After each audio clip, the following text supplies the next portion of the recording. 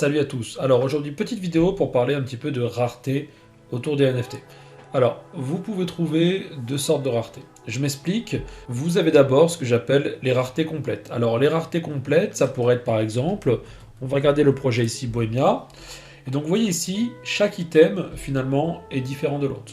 Donc là, si vous avez une collection de 6000 NFT, vous allez avoir 6000 NFT classés de 1 à 6000. Ok? Si maintenant, on regarde un projet comme Portal, par exemple, d'accord? Là, on a quelque chose de différent. En fait, on a ce qu'on appelle des cartes pour avoir accès au métaverse. Et ici, on aura plutôt 3 types de cartes, ou peut-être un peu plus. Mais voilà, si vous avez une collection de NFT, vous n'allez pas avoir ces NFT qui vont être différents les uns des autres. Donc vous avez la première carte d'accès qui est la carte Ivory. Vous les voyez, elles sont nombreuses.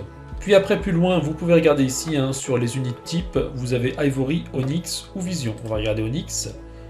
Et vous voyez ici, c'est des cartes qui sont noires. Et on regarde maintenant avec Vision, et vous avez des cartes qui sont différentes des deux premières, et qui ont cet aspect-là. Donc parmi les premières cartes qui étaient blanches, en fait elles sont toutes identiques. Rien ne les différencie les unes des autres. Donc ici typiquement on a 3 raretés différentes, même si la collection peut comporter jusqu'à 10 000 NFT par exemple. Donc maintenant que ceci est bien clair dans votre esprit, ce qui va se passer c'est que lorsque vous allez regarder un projet, on va retourner sur Bohemia ici par exemple, vous allez avoir tout un tas d'NFT qui vont être classés. Donc vous pouvez les classer ici du moins cher au plus cher, de ceux qui viennent d'être listés, ou de plus cher au moins cher. Ici, ce qu'il faut comprendre, c'est que c'est les individus qui mettent leur NFT à vendre. Donc vous avez des gens qui sont un petit peu gourmands, et qui vont un peu aléatoirement donner un prix à leur NFT. Si la logique se respectait, le NFT le moins rare serait le moins cher, et le plus rare serait le plus cher. Alors maintenant, comment ces NFT sont classés? Là, c'est directement le projet qui choisit les éléments qui rendent rare une de leurs pièces. Ça peut être un arrière-plan, un petit peu plus rare que les autres, ça peut être un chapeau, une moustache, une cigarette, un regard, bref, plein de petits éléments qui, lorsque l'on va les combiner entre eux, vont donner un NFT qui va être plus rare que l'autre. Donc clairement, si on veut acheter un NFT d'une certaine collection, il faut quand même être capable d'aller juger de la rareté de sa pièce pour voir si on a fait une bonne affaire. Et c'est là que je vais vous présenter 3 outils assez intéressants sur lesquels vous devriez vous pencher lorsque vous faites un achat. Le premier, c'est d'aller sur Discord et d'aller chercher le Discord de Sol Rarity. Donc ici, on est dans le monde des NFT sur Solana, mais vous avez l'équivalent sur d'autres blockchains. Donc concrètement, comment ça va se passer? Je vous passe tous les détails. Vous avez ici, si vous farfouillez un petit peu, les commandes. Mais il va falloir faire une commande dans la section ici Rarity Check. Donc vous avez vu, vous avez 14 salons différents. Ça permet juste de pouvoir jouer dans différents salons pour vérifier sa rareté, puisque chaque salon, vous voyez ici, vous avez un mode lent activé. Vous ne pouvez pas taper des commandes à la queue leu, et ça, c'est pour éviter que le Discord bug. Donc vous voyez ici la commande qui est tapée, vous avez point d'exclamation Rarity, collection, le nom de la collection et la pièce. On retourne sur notre collection et on va regarder ce Bohemian. On note le Bohemian 1272. On revient ici, je descends jusqu'en bas, hop là. Du coup maintenant, on va taper la commande, donc je l'ai déjà préécrite, Rarity Collection Bohemia, c'est le nom de la collection, et on veut connaître la rareté de la pièce 1272. On tape, ça cherche, et vous voyez, vous avez un rang de 4835 sur 5000 pièces. C'est un NFT qui est commun, il n'est pas rare du tout. Maintenant, effectivement, si on retourne ici sur Magic Eden, on va classer du plus haut au plus bas.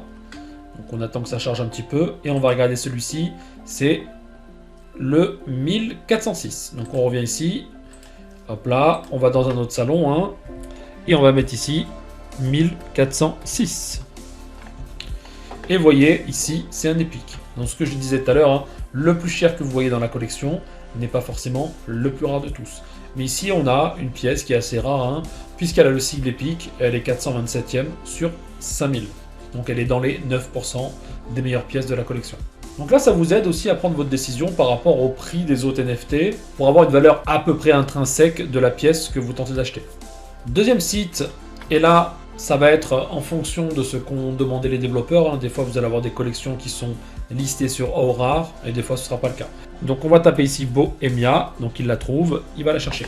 Donc, vous voyez ici, vous avez des détails. 5000 pièces, 2769 portefeuilles, ok, et le volume de vente pour cette collection, en sol, hein, bien entendu.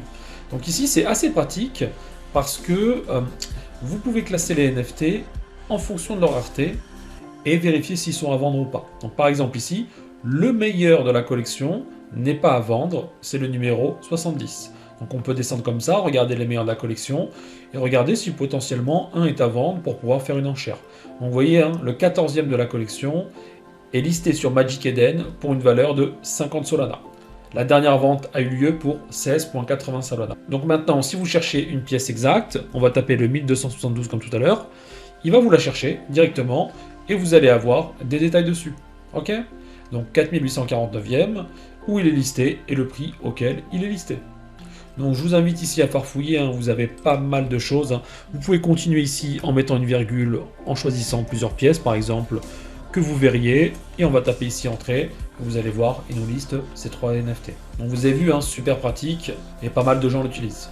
Et là, dernier petit site que je voulais vous présenter, Moonrank, hein, c'est la même chose, on va voir si on a la collection Bohemia, elle est là ici, ok, donc ça a cherché, et on est ici, et on a pas mal de détails aussi, hein, sur les raretés. Donc vous voyez ici, vous avez vraiment des détails, et vous allez avoir, par type d'élément, le classement des raretés.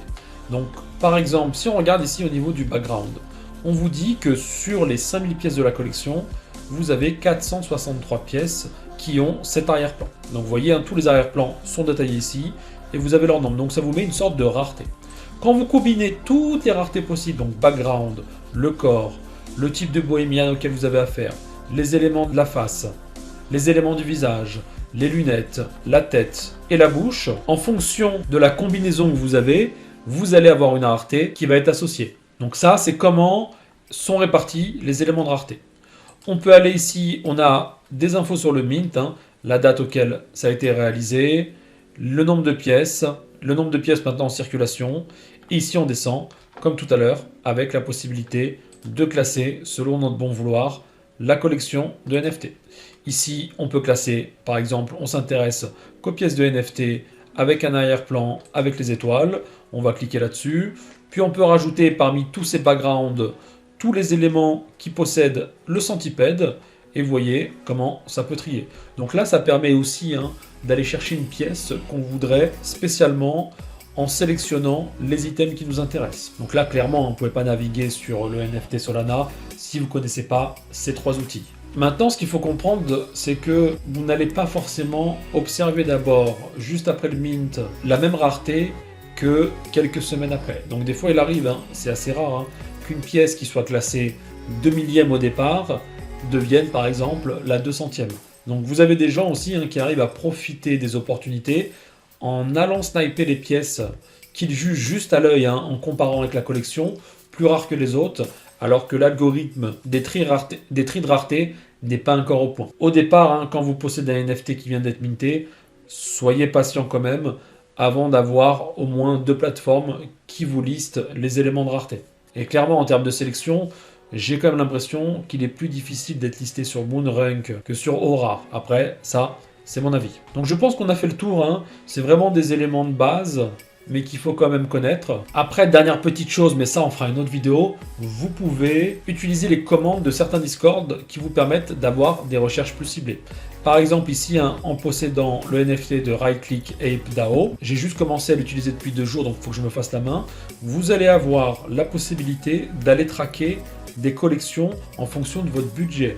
Vous allez avoir la possibilité de savoir avec des notifications si quelqu'un a posé une offre sur une de vos pièces qui est listée. Bref, vous allez avoir plein d'informations additionnelles pour être beaucoup plus pertinent dans vos choix. Donc ça, hein, vous voyez, hein, c'est le Discord du robot Nifty et vous avez toutes les commandes ici. Et voilà, pour les utiliser, hein, ici dans le salon commande, il va falloir du coup être possesseur de ce NFT pour y avoir accès. Donc là, on commence à rentrer dans les éléments un peu trop techniques si vous êtes nouveau dans le domaine. Et même pour moi, hein, vous voyez, quand je ne connais pas du tout le produit, on met un certain temps à se faire la main dessus. Et c'est normal. Ok, bon, j'espère que ça vous aura plu. Je referai des vidéos autour de tout ce qui est outils pour navigation dans la NFT. Alors pour l'instant, on est dans la blockchain Solana, mais on ne va pas rester cantonné qu'à celle-ci. et on naviguera bientôt sur de nouveaux flots. Je vous dis à bientôt pour une prochaine vidéo. A plus, bye bye.